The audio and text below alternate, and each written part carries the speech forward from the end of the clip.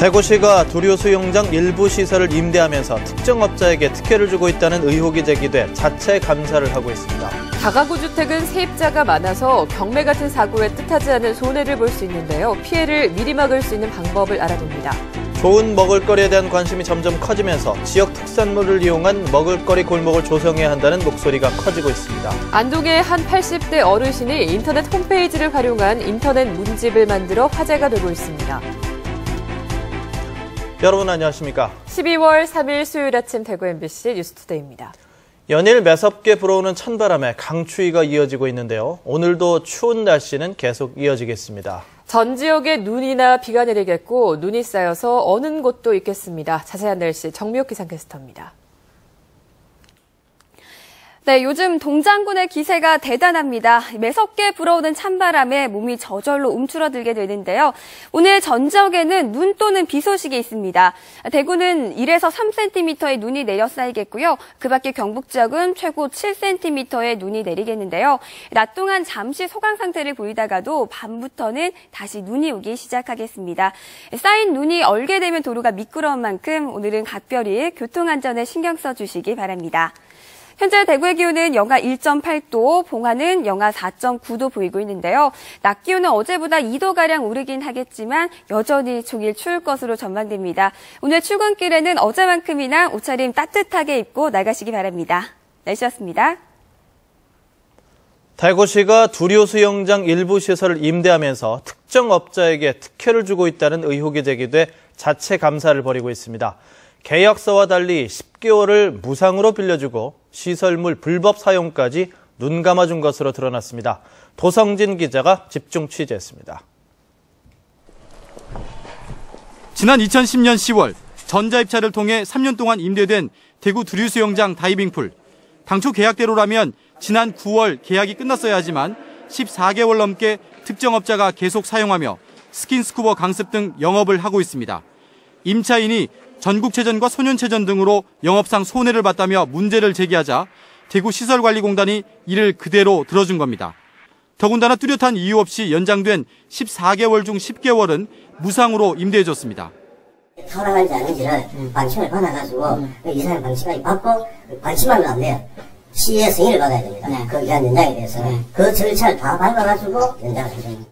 하지만 입찰 당시 계약 조건에는 시설물 보수로 휴장할 경우 손해배상을 요구할 수 없고 치전 기간만큼만 계약 기간을 연장한다고 명시돼 있습니다.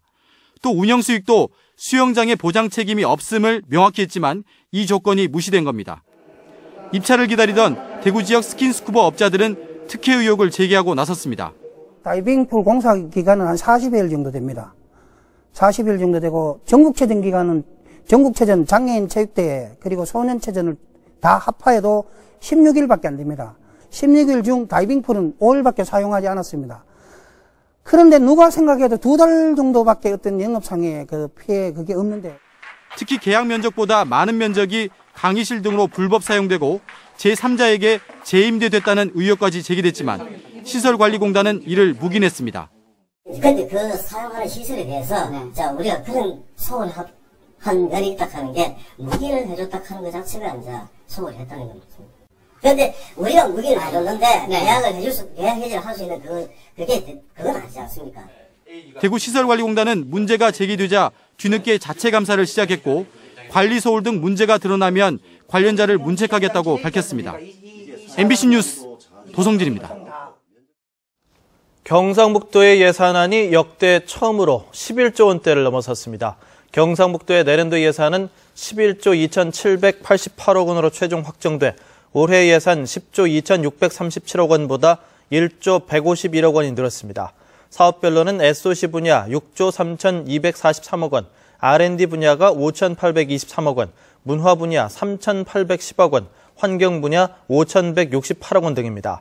포항 삼척간 동해중부선 철도 부설에 4,540억 원, 도담 영천 간 중앙선 복선 전철화에 2,500억 원, 상주 영덕 간 고속도로 건설에는 2,278억 원이 반영됐습니다.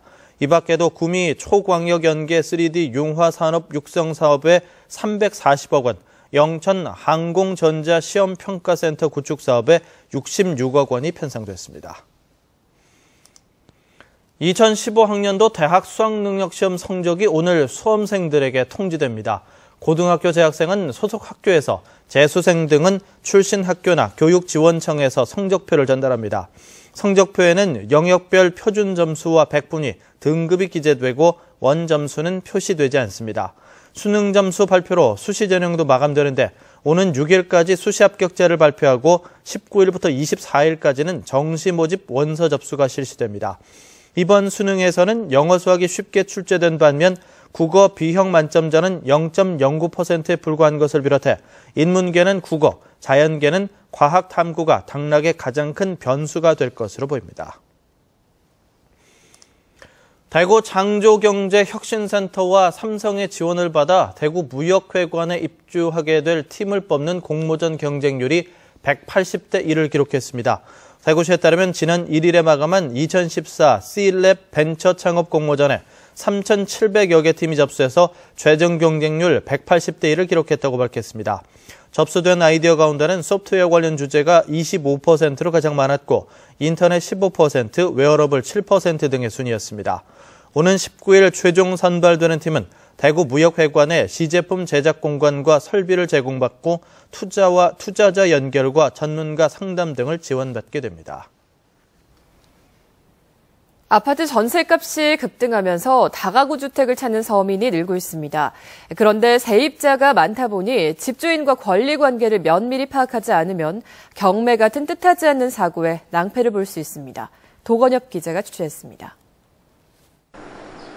A씨는 3년 전 대구시 수성구의 한 다가구 주택에 보증금 7천만 원을 내고 전세로 입주했는데 지난해 3월 집이 경매에 넘어가면서 문제가 생겼습니다.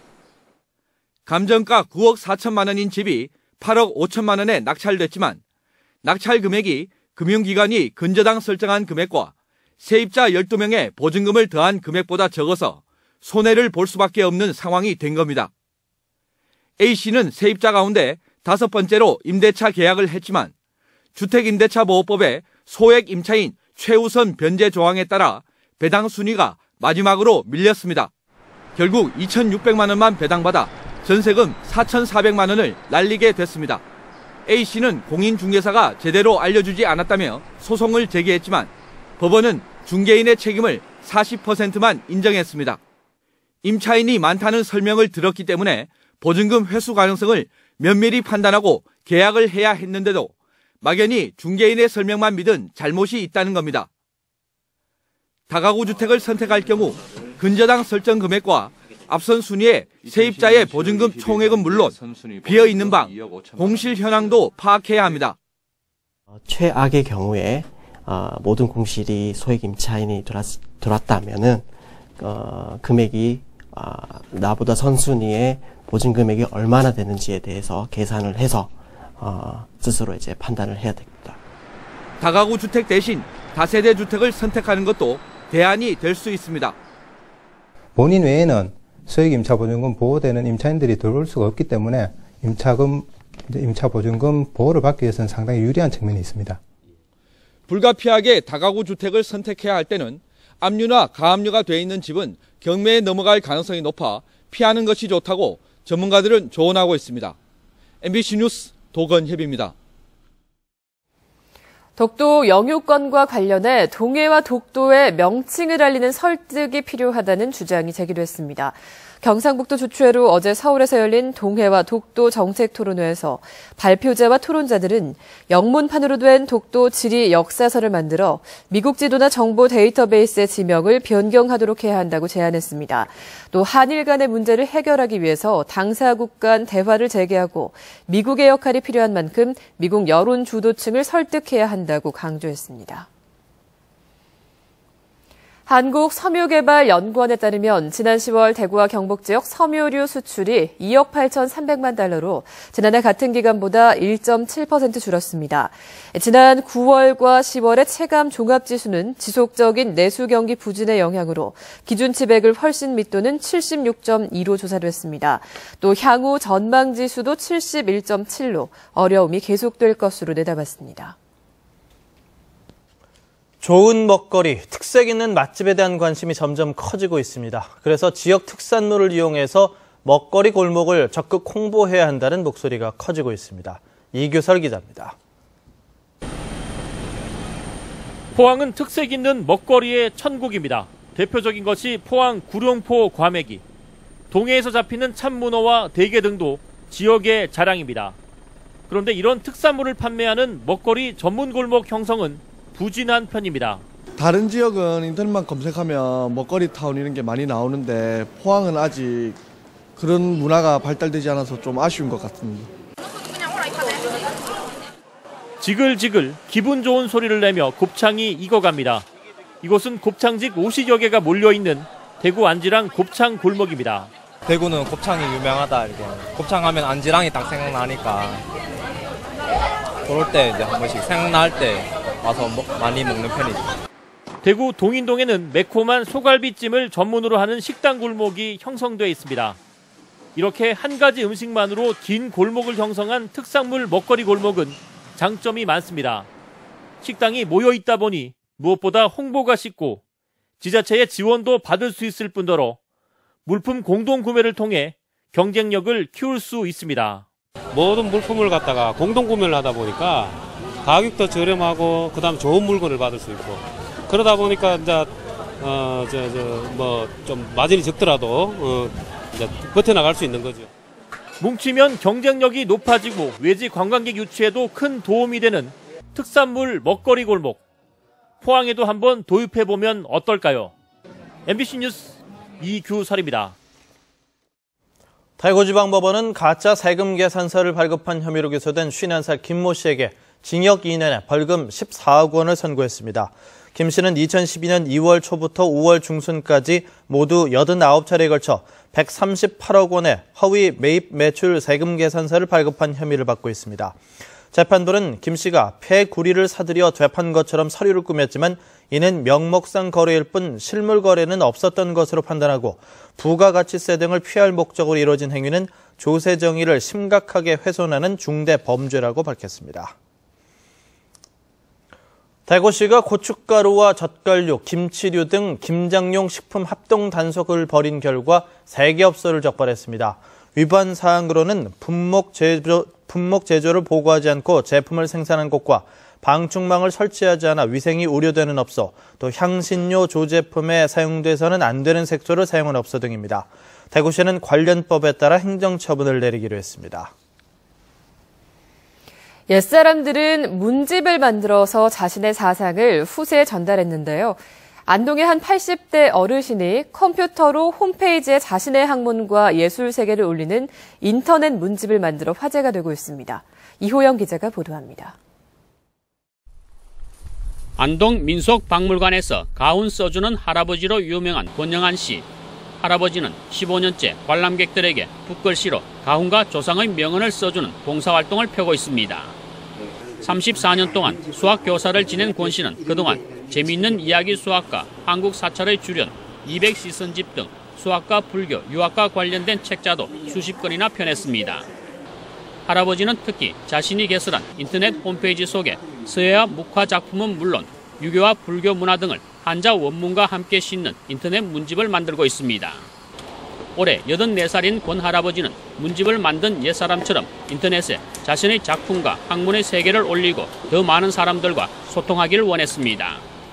옛날 어른들은 문집을 남겼는데 나는 컴퓨터 속에 내 일생의 모두 작업했는 것을 다 그 속에 이어서 남겨 우리 후손들이 볼 수 있게 하려고. 인터넷에 올려진 작품은 젊은이 못지않은 열정으로 할아버지가 직접 사진을 찍고 편집 과정을 거친 것들입니다. 젊을 때부터 타이프라이터나 워드 프로세서를 했는 때문에 컴퓨터를 접하기가 별로 어렵지 않았는데 다른 사람들도 조금만 노력하면 컴퓨터에 쉽게 접속할 수 있지 싶습니다. 이러한 인터넷 문집은 컴퓨터를 할 줄 아는 사람이면 누구나 만들 수 있고 또 누구에게나 쉽게 보여줄 수 있습니다. 특히 논어, 맹자 그리고 각종 한자 식구도 누구나 복사할 수 있도록 개방되어 있습니다. 권 할아버지는 남은 인생 동안 전통 문화 연구와 교육에 힘쓰고 인터넷 문집을 더욱 확대해 후학들에게 자신의 학문 세계를 널리 알릴 예정입니다. MBC 뉴스 이호영입니다. 대구시와 대구소비자단체협의회는 소비자의 날을 맞아 오늘 오후 2시 한국은행 대구 경북본부에서 지역을 살리는 소비토론회를 개최합니다. 이번 토론회에서는 계명대학교 소비자정보학과 김성숙 교수가 지역과 함께하는 지역을 살리는 소비는 무엇인가를 주제로 발제하는 데 이어 소비자단체와 시의회와 한국소비자원 등 각계 전문가들이 토론을 펼칠 예정입니다. 대구시가 청년층과의 소통 채널 확보와 시정의 가교 역할을 담당할 지역 청년위원회를 구성 운영하기 위해서 청년위원들을 공개 모집합니다. 만 19세에서 39세까지 분야별 경험과 식견이 풍부하고 청년 정책 개발에 적극적인 청년이면 지원할 수 있고 지원 분야는 대학생과 문화예술인, 체육인과 청년 CEO, 벤처 창업인, NGO 취업 준비생 등입니다. 위원 공개 모집 공고문과 신청 서류는 홈페이지와 SNS 등에 게재하며 이달 15일까지 등기 우편과 방문 제출 메일로 접수할 수 있습니다. 경상북도는 오늘부터 나흘 동안 광주 김대중 컨벤션센터에서 열리는 2014 대한민국 지역희망 박람회에 참가해서 다양한 생활권 사업 홍보 활동을 펼칠 예정입니다. 중앙부처와 지역발전위원회 17개 시도 공동 주최 이번 행사는 정부부처와 시도 지역 정책들을 볼 수 있는 전시회를 비롯해서 전문가 컨퍼런스, 주민이 참여할 수 있는 지식 콘서트, 체험관이 운영됩니다. 경상북도는 귀농, 귀촌 프로그램과 IT 영농 등을 통해서 경북의 생활권 사업과 할매, 할배의 날 등을 알릴 계획입니다. 포항시가 농특산물 공동 브랜드인 영일만 친구의 신규 참여 업체를 위한 상품 포장 디자인 개발 사업을 실시합니다. 이를 위해서 6개 신규 참여 업체들의 제품 특성과 소비 시장의 트렌드를 분석해서 내년까지 영일만 친구 브랜드를 살린 포장 용기와 디자인을 개발할 계획입니다. 한편 영일만 친구는 지난 2012년 특허청에 상표 등록을 출원한 뒤 해풍명가와 동호 성게된장 등 16개 업체가 포장 디자인 개발 사업을 완료한 상태입니다.